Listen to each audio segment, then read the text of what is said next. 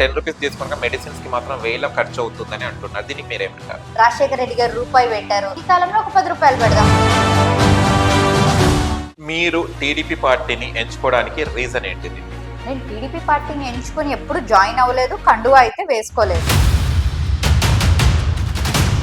కానీ ఒకటేసారి ఇంకా బయటికి రాగానే వైసీపీ కడవ కప్పుకోవడానికి రీజన్ ఏంటి? ఇది నేను ఓపెన్ గా చెప్తా, ఐఎమ్ యాంటీ బీజేపీ.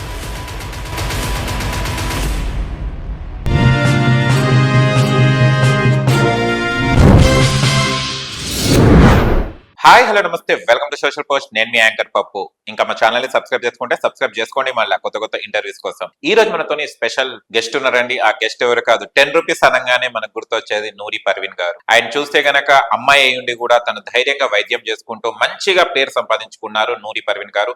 ఏ విషయమైనా కూడా ముఖ్యసూటిగా చెప్పే వ్యక్తి తను. ఇవాళ మన స్టూడియోలో ఉన్నారు. ఆయన తన ఏంటి అసలు లక్ష్యం ఏంటిది, అసలు 10 రూపీస్ డాక్టర్ గా చాలా పేరు మన ఇండియా వైజ్ గానే మొత్తం పేరు సాధించడం జరిగింది. అసలు తన లక్ష్యం ఏంటిది, తను ఏ లక్ష్యం వైపు వెళ్తుందో తన మాటలు తెలుసుకోవడానికి ప్రయత్నం. నమస్తే అండి. నమస్తే. ఎలా ఉన్నారు? ఓకే.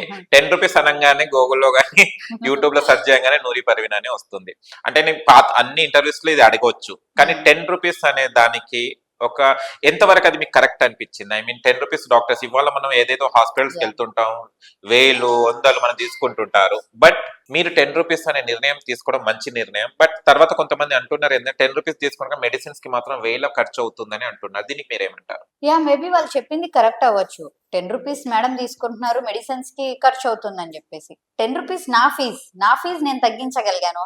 ఫార్మా కంపెనీస్ ఫీజు నేను తగ్గించలేను కదా, నాకంటూ ఫార్మా కంపెనీ లేదు కదా, అది కూడా నేను ఫ్రీగా ఇచ్చేయడానికి. నా దగ్గర ఉన్న చదువుని వేరే వాళ్ళకి ఎలా యూటిలైజ్ చేయొచ్చు అనుకున్నా. ఫ్రీ పెట్టేద్దాం అనుకున్నా, ఫ్రీ పెట్టినా కూడా వాల్యూ ఉండదు. రాజశేఖర రెడ్డి గారు రూపాయి పెట్టారు, సో ఆ కాలంలో రూపాయి పెట్టారు, ఈ కాలంలో ఒక 10 రూపాయలు పెడదాం, బాగుంది కదా అని స్టార్ట్ చేశా. అంతే. అది ఇంత వైరల్ అవుతుందని నేను ఎప్పుడూ అనుకోలేదు. ఓకే. కానీ మెడిసిన్స్ వేల 1000 అంటే మీకేమైనా కమిషన్ ఉంటుందా దాంట్లో? అది అందరికీ తెలిసిన విషయమేనండి. 100 రూపీస్ మెడిసిన్స్ మీరు కొంటే నాకు 30 రూపాయలు వచ్చే ఉంటాయి, 50, 70. నేను ప్రిఫర్ చేసేది 30 రూపీస్కే. ఎందుకంటే నాకు జనాల ఆరోగ్యం ముఖ్యం. నాకు 70 రూపాయలు రావాల్సిన ఇన్కమ్ అవసరం లేదు. నాకు 30 రూపీస్ వచ్చినా సరే ఆ రెంట్ కి శాలరీస్ కి వెళ్ళిపోతాయి కదా పిల్లలకి. అవి కూడా నా చేతి నుంచి పెట్టుకోవాలంటే నేను జమీందార్ వంశంలో పుట్టలేదు కదా. ఓకే. జమీందార్ వంశంలో పుట్టలేదని మీరే అన్నారు. మళ్ళీ 10 రూపీస్ తోని మీ సర్వ్ ఎలా అవ్వగలుగుతారు? ఎందుకంటే మీరు డాక్టర్ చదివారు అండ్ మీకు కూడా ఒక ఏం ఉంటుంది, మంచిగా లగ్జరీగా ఉండాలని ఉంటుంది. కానీ 10 రూపీస్ తోని ఎలా సాధ్యం అవుతుంది ఇది మీకు? నాకు లగ్జరీ లైఫ్ కావాలని నేను ఎప్పుడూ అనుకోలేదు. నా డిక్షనరీలోనే ఆ వర్డ్స్ లేవు.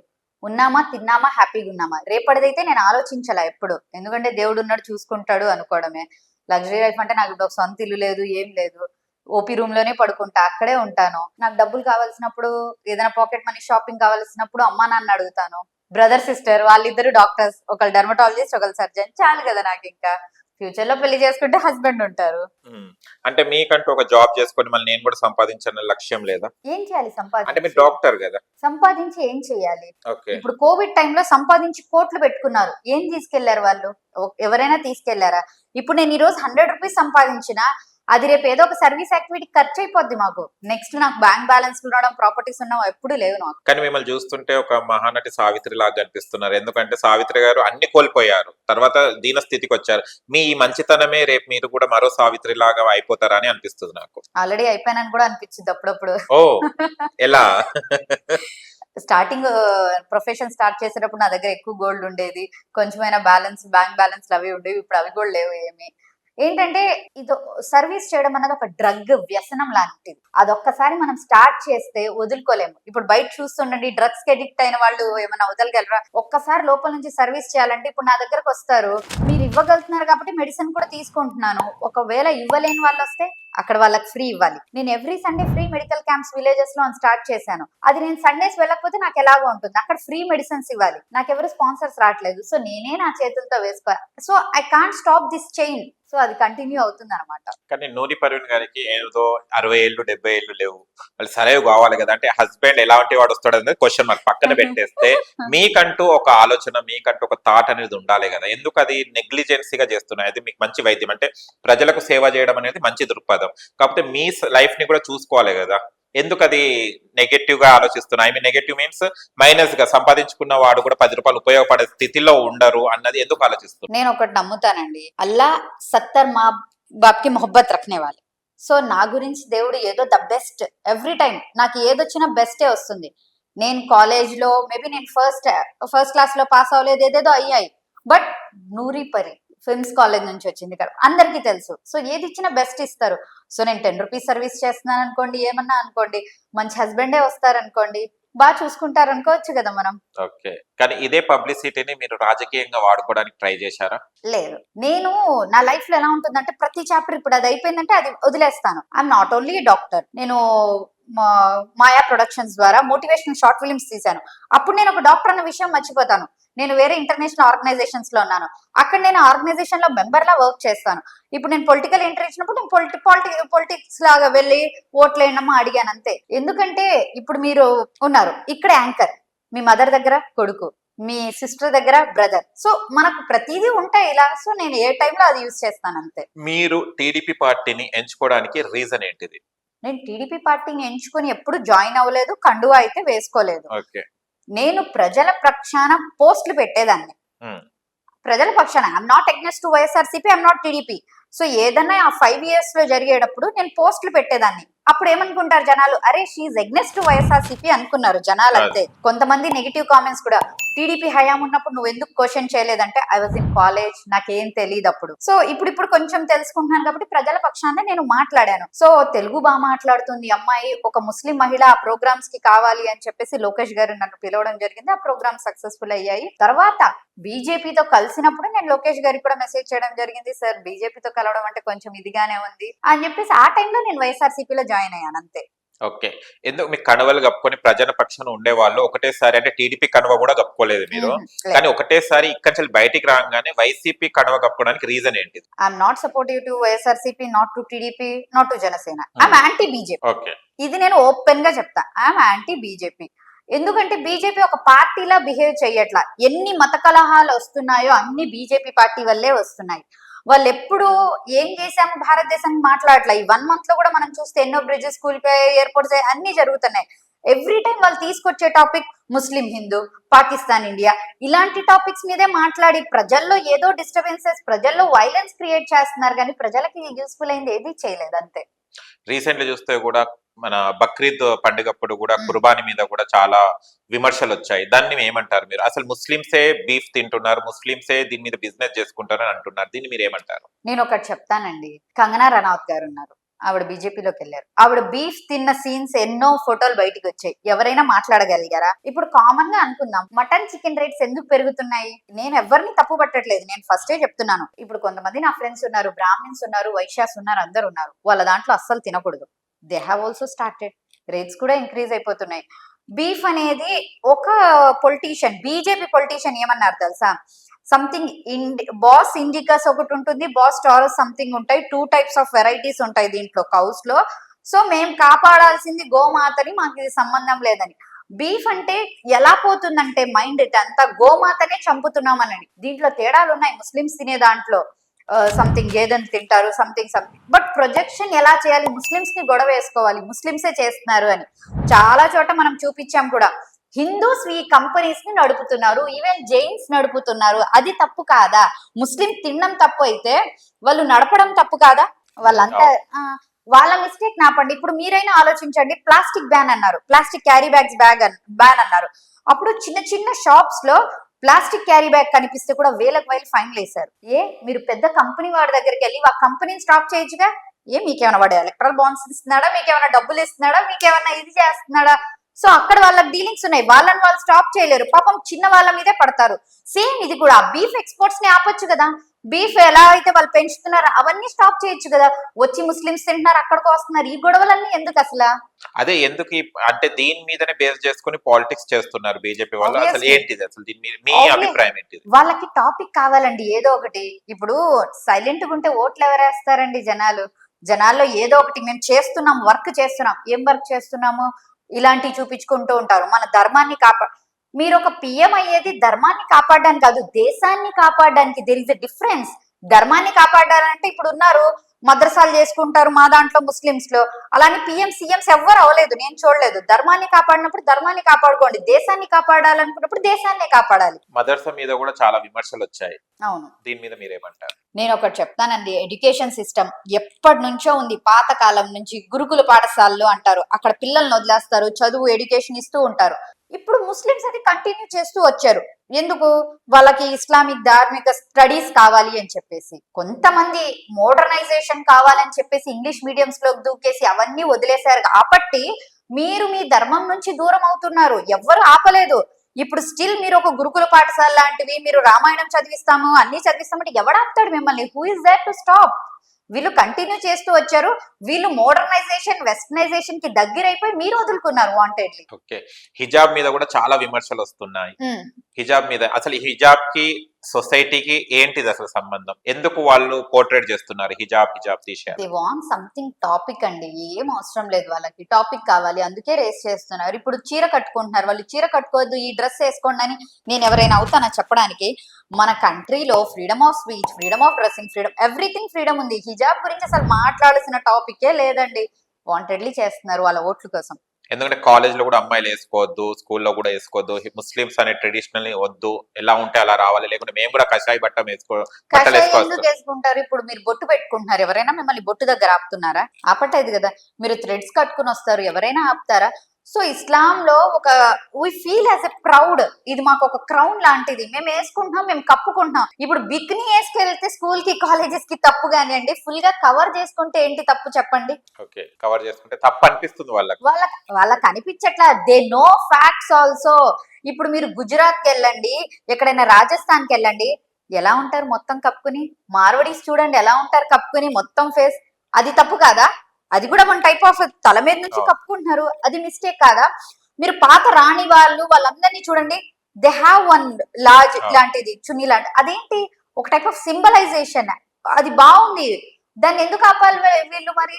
ఓకే, హిజాబ్ ధరించాల్సిన అవసరం ఏముంది ముస్లిమ్స్ కి? అవసరం ఏముందండి, ప్రొఫెట్ మొహమ్మద్ గారు చెప్పింది, సో ఫాలో అవ్వాలి. ఇప్పుడు మీరు చూస్తూ ఉండండి, అమ్మాయి పెద్ద బట్టలు వేసుకున్నా జరిగే మొలస్టేషన్స్ రేపు జరుగుతున్నాయి, చిన్న వేసుకున్నా జరుగుతున్నాయి. సో చిన్న వేసుకోకుండా ఫుల్ కవర్ చేసుకుంటే కొంచెం సేఫ్ గా ఉంటుందా లేదా? మీరే ఆలోచించండి. ఇప్పుడు నేనే ఉన్నాను, మీరున్నారు, పక్కన గడ్డమైన పర్సన్ ఉంటారు, నేనైతే కొంచెం ఆయనతో మాట్లాడడానికి హెసిటేట్ అవుతాను.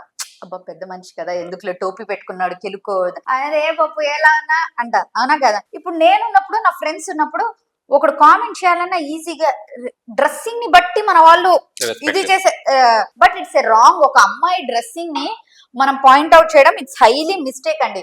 బట్ సొసైటీ అలా తయారైంది కాబట్టి వాడు నార్మల్ డ్రెస్సింగ్ లో ఉంటే ఈజీగా త్రో చేసేస్తాడు. అదే కొంచెం ఫుల్ గా మీరే ఒక జీన్స్ లో ఉన్న అమ్మాయిని అయితే ఏ ఆంటీ కూడా మతలబ్ ఊరుకోదు, ఏందమ్మా అలాంటి జీన్స్ వేసావు అది ఇది అని. చీర కట్టుకుని నడుము చూపిస్తూ ఉన్నా వాళ్ళ ప్రాబ్లం ఉండదు. సో వాళ్ళు అలా మైండ్ లో ఫిక్స్ అయిపోయారు, చీర అంటే సాంప్రదాయం, జీన్స్ టీ షర్ట్ వేసుకుని ఫుల్ వేసుకున్నా వాళ్ళకి అది తప్పే.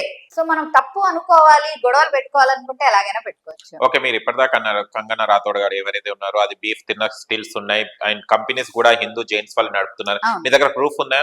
ఇది మన కోర్ట్ అండి, నేను ప్రూఫ్ చూపించుకోవడానికి. నేషనల్ మీడియాలో ఇలా డైరెక్ట్ గా మోడీ గారిని అడిగారు నేషనల్ మీడియా వాళ్ళు, అవునండి ఉన్నాయండి మా జైన్స్ వాళ్ళు కూడా పెట్టుకుని ఉన్నారని ఆయన ఓపెన్ గా చెప్పారు. ఓకే, మళ్ళీ ఫైట్ ఎందుకు? మళ్ళీ ముస్లిమ్స్ మధ్యలో వార్ ఎందుకు? ఈ బీఫ్ మీద చాలా వరకు చూస్తే ముస్లిమ్స్ అండ్ హిందూస్ అనగానే బీఫ్ అనేది ఒకటి ఫైర్ లేపేస్తారు అంతే. అది అంటే అది ఎవరు అడగరు కదా. క్వశ్చన్ చేస్తారా మీరు? ఇప్పుడు వెళ్ళి పిఎం ని క్వశ్చన్ చేస్తారా? మీరు ఏమైనా కోర్టులో కేసేస్తారా? ఏమన్నా చేస్తాం. మనలాంటి సాధారణ వాళ్ళు ఇలా మాట్లాడుకోవడం, కొట్టుకోవడం అంతే అయిపోతుంది. వాళ్ళు బాగా ఎలక్ట్రల్ బాండ్స్ తీసుకుని వాళ్ళు ఎంజాయ్ చేసుకుంటూ ఉంటారు. ఓకే, అండ్ చూస్తే మీరు అన్నారు ఇప్పటిదాకా 2 రకాలుగా ఉంటాయి అన్నారు, అంటే కౌస్. ఏంటి అవి? మీకు ఐడియా ఏమైనా ఉందా? నాకు అంత ఐడియా లేదు, బట్ నేను ఒకటి చెప్తాను. మనం బీఫ్ అని నార్మల్ గా గోమాతనే బీఫ్ అనము.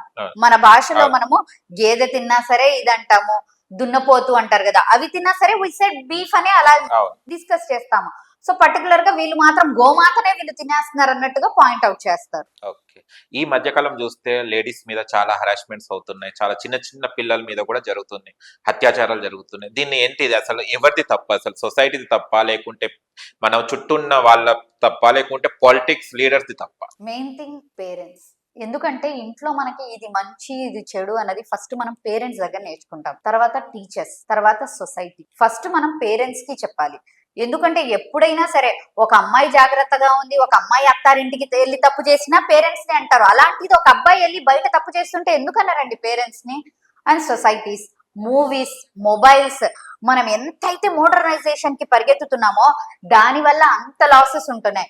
ఇప్పుడు మీరు ఇన్స్టాగ్రామ్ రీల్స్ గానీ ఇలాంటివి చూడండి, ఫాలోవర్స్ గానీ ఏమైనా సరే మంచి పద్ధతిగా వీడియోస్ చేస్తే, ఇప్పుడు నేనే ఉన్నాను, నాకు చాలా మంది అడుగుతున్నారు మేడం మీకు ఎంతమంది ఫాలోవర్స్ ఎలా వచ్చారు ఫేస్బుక్ లో, ఇన్స్టాలో. నేను చేసింది ఏమీ లేదు, నా సర్వీస్ కి చేసి వచ్చారు అని చెప్పేసి. సో నాకన్నా ఎక్కువ ఏమి చేయని వాళ్ళకి ఫాలోవర్స్ ఉన్నాయి. ఎందుకున్నాయి? కొంచెం ఎక్స్పోజింగ్ చేస్తూ. సో జనాల మైండ్ సెట్ అలా తయారైంది. ఇదేంటంటే మోరల్ వాల్యూస్, ఎడ్యుకేషన్ తెలియక. ఇప్పుడు ఏ స్కూల్లో మోరల్ వాల్యూస్ ఉంటున్నాయండి? పేరెంట్స్ కి ఎలా రెస్పెక్ట్ ఇవ్వడం కూడా తెలియట్లేదు, టీచర్స్ కి రెస్పెక్ట్ ఇవ్వడం తెలియట్లేదు. మనం మోడర్నైజేషన్ వెనకాల వెళ్తూ వెళ్తూ మనం అంతా మోరల్ వాల్యూస్ మర్చిపోతున్నాం. ఎప్పుడైతే మనకు ఎథిక్స్, మోరల్ వాల్యూస్, దేవుడు భయము ఇలాంటివి ఉంటాయో అప్పుడు మనం కరెక్ట్ వేలో ఉంటాం. కానీ కొన్ని చూస్తే గనక మీడియా కూడా, నేను కూడా ఒక మీడియా వ్యక్తి కూడా మాట్లాడుతున్నా, కొన్ని ఇష్యూస్ కొన్ని 2-3 రోజుల వరకే స్టాప్ అవుతున్నాయి ట్రెండింగ్ అయిన తర్వాత ఆ ఇష్యూ ఏమైంది కూడా పట్టించుకుంటలేరు. అటు పోలీసు వాళ్ళు పట్టించుకుంటలేరు, ఇటు ఎవరు పట్టించుకోలేరు. ఎందుకు ఇలా తయారవుతుంది సమాజం? మీకు టీఆర్పీ కావాలి మీడియా పీపుల్ కి, ఆ పోలీసులకి హల్చల్ కావాలి, మధ్యలో కొంతమంది ఎన్జిఓస్ కి, పొలిటీషియన్స్ కి ఏదో గొడవ వేసేసుకున్నామని హైప్ కావాలి. వాట్ ఎవర్ రిజల్ట్ వదిలేస్తారు అంతే. అంతే, డబ్బులు ఇచ్చేస్తారు. ఈడు మా కొడుకు ఎమ్మెల్యే రిలేటివ్, ఎంపీ రిలేటివ్, మధ్యలో డబ్బులు ఇచ్చేస్తారు. మోస్ట్ ఆఫ్ ది మనం చూస్తున్నాం. నిన్న అనుకుంటా బిఎండబ్ల్యూ ఎమ్మెల్యే కొడుకు ఎవరో ఒక స్కూటర్ ఆవిడ్ని ఇది చేస్తాడు. ఏముంది అవన్నీ issues. Money can make everything. డబ్బులు ఇస్తాం, సైలెంట్ అయిపోతాం అంతే. ఓకే, మీరు పాలిటిక్స్ లో వచ్చిన తర్వాత, అంటే ఇంతవరకు 10 రూపీస్ నూరి అంటే అందరికీ ఫేమస్, తర్వాత పాలిటిక్స్ మారిన తర్వాత కొంచెం నెగటివ్ షేడ్స్ వచ్చాయి మీ పైన అని అంటున్నారు. దీన్ని ఎలా మీరు తీసుకుంటారు? ఆబ్వియస్ గా వస్తాయండి. వెన్ ఐ వాజ్ అపోజింగ్ మతలబ్ లాస్ట్ 2-3 years నేను ఎప్పుడైతే వేస్తూ ఉన్నానో ఆంధ్రాకి రిలేటెడ్ పోస్టులని, అప్పుడు వైఎస్ఆర్సీపీ వాళ్ళు నన్ను ఎగనెస్ట్ గా ఇది చేసేవాళ్ళు, TDP people, Janasena people follow అయ్యేవారు. ఇప్పుడు టీడీపీ వాళ్ళు ఎగనెస్ట్ చేస్తారు, వైఎస్ఆర్సీపీ ఫాలో అవుతారు అంతే. సో అలాంటి వాళ్ళని నేను అస్సలు నమ్మను. ఇప్పుడు మీలో చాలా నెగిటివ్స్ ఉంటాయి, బట్ ఒక పాజిటివ్ ఏదో ఉండదు. నేను ఆ ఒక పాజిటివ్ చూసి నేను మీకు రెస్పెక్ట్ వాల్యూ ఇస్తాను. మీరు వేరే వాళ్ళ దగ్గర బిహేవ్ చేసింది నాకు అనవసరం. మీరు నాతో ఎలా ఉన్నారు నాకు అదే అవసరం అనమాట. సో ఇదంతా ఏంటంటే ఈ జనాలకు అర్థం కావట్లేదు. ఇదే ప్రపంచం, పార్టీలే ప్రపంచం అనుకుంటున్నారు. నేను చాలా సార్లు చెప్పాను, పార్టీ ఈజ్ నథింగ్. అది కాసేపు మాత్రమే ఎంటర్టైన్మెంట్. దానివల్ల ఎంతో మంది లైఫ్లు మమ్మల్ని కోసి చూడండి. ఈ పార్టీ బ్లడ్ ఏంద్రా వచ్చేది, మళ్ళీ కోసిస్తే ఏమొచ్చింది? సో అదొక మత్తులాగా, డ్రగ్ లాగా చేసేసాడు. ఆహా మా నాయకుడే మా దేవుడు అంట. ఏంది దేవుడు? మీ అమ్మా నాన్న ఎప్పుడైనా నువ్వు దేవుడు అన్నావా? మీ నాయకుడిని దేవుడు ఎలా అవుతాడు? ఏం చేశాడు నీకోసము? సో మారాలి. వీళ్ళు మారట్లేదు. పార్టీలు పిచ్చి అని. I'm not type of that person అబ్బా. అయితే మీరు లోకేష్ గారికి హోస్ట్ గా చేయడం జరిగింది, పార్టీలు ప్రశ్నలు వేయడం జరిగింది. ఆ రోజు ఆ వీడియో మొత్తం మీరు ఎక్కడ చూసినా కూడా నూరి లోకేష్ గారనే ఉన్నారు, ఇద్దరు ఉన్నారు. తర్వాత చూస్తే కండువా వైసీపీది ఉంది. ఒకటేసారి అప్పుడు ఎన్ని కాల్స్ వచ్చాయి మీకు? అసలు ఏమేమి వచ్చాయి ఆ రోజు? చాలా వచ్చాయి. ఈవెన్ టీడీపీ నుంచి వచ్చాయి, వైఎస్ఆర్సీపీ నుంచి, మేడం మీరు ఇప్పుడు కరెక్ట్ డెసిషన్ తీసుకున్నారు అది ఇది అని చెప్పేసి. ఐ వాస్ క్లియర్ దట్ నేను టీడీపీ మీద కోపంతో వెళ్ళట్లేదు, వైఎస్ఆర్సీపీ మీద ప్రేమ కాదు. నాకు కరెక్ట్ రిటర్న్ ఇచ్చింది వాడు చేసుకున్నాను. నాకు బీజేపీ అంటే ఇష్టం లేదు. బీజేపీకి ఎంట్రీ ఇచ్చారు వాళ్ళు. బీజేపీ సపోర్ట్ ఉండడం వేరు. 8 seats ఇచ్చి లోపల ఎంట్రీకి, నేను ఏ ఇంటర్వ్యూలైనా ఇదే చెప్తా, ఒక పాల గ్లాస్ లో 2 చుక్కల విషయం వేసినా అది మనం తాగలేము. బీజేపీ ఎంట్రీ తీసుకుంది. Educated states like Kerala, Tamil Nadu బీజేపీని ఎంటర్ కూడా అవనివ్వరు. ఇప్పుడు వాళ్ళు నెత్తికెక్కి కూర్చుంటారు. వాళ్ళు కావాల్సింది చేసుకుంటారు. అంటే కావాల్సిందంటే జనాలకు మంచి చేస్తే ఐఎమ్ హ్యాపీ. మంచి చేయండి ఎందుకండి? ఇప్పుడు ఈ బీజేపీ క్యాండిడేట్స్ ఎవరో కూడా జనాలకు తెలియదు. వాళ్ళు అంతంత ఓటింగ్స్ తో ఎలా గెలిచారో కూడా జనాలకు కూడా అర్థం కావట్లేదు. ఆ బీజేపీ క్యాండిడేట్ వెళ్ళి ఒకసారి ఆ గల్లీలో కూడా తిరిగి లేరు. అలాంటి ఎంపీ క్యాండిడేట్ గెలిచారు, అలాంటి ఎమ్మెల్యే క్యాండిడేట్స్ గెలిచారు. ఎలా గెలిచారు ఎవరికి అర్థం కావట్లా. ఓకే, చాలా మంది అంటున్నారు ట్యాంపరింగ్ జరిగింది అది అంటున్నారు. దీన్ని నమ్ముతారా మీరు? నమ్మకం అనేది మతలబ్ ఎప్పుడైనా జరగచ్చండి ట్యాంపరింగ్స్. ఇప్పుడు జరగచ్చు, లాస్ట్ ఇయర్ జరగచ్చు, ఏదో ఒక చోట జరగడం అయితే జరగచ్చు. ఎందుకంటే మనకి కొన్ని ఇన్స్టాగ్రామ్ లో వీడియోస్, లైవ్ వీడియోస్ వైరల్ అయ్యాయి. గుజరాత్ లో ట్యాంపరింగ్ చేస్తూ కాంగ్రెస్ కి బటన్ నొక్కుతున్నా, బీజేపీకి పడుతున్న బటన్ నొక్కి వీడియో పెడితే కూడా గవర్నమెంట్ ఏం చేయలేకపోయింది. దాన్ని ఏమంటారు మరి ఆలోచించండి. అది లైవ్ వీడియో, ఏమైనా ఎడిటెడ్ అంటే అనుకోవచ్చు, లైవ్ వీడియోసే వచ్చాయి. అలాంటివి చూసినప్పుడు మనం ట్యాంపరింగ్ జరిగింది అనుకోవచ్చు కదా.